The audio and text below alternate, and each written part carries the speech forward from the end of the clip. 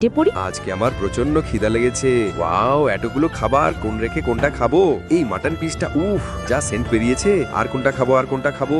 খাবার পরে এই পায়েসটা। আরে বাহ, টাকা, তাও আবার এতগুলো। এই ভাই, তোর ভাগ্য খুলে গেছে। এখানে আর এক মুহূর্ত লেট করিস না, এখনই কেটে পড়। যাই, লাঞ্চটা শেষ করে তাড়াতাড়ি বের হতে হবে। বা এখানে এখানে তো অনেক খাবার। আরে বা, এখানে টাকা আসলো কিভাবে? আরো কোথাও আছে কি দেখি তো। এই তো, বাপরে, এতগুলো টাকা আমি একসাথে কখনো দেখিনি।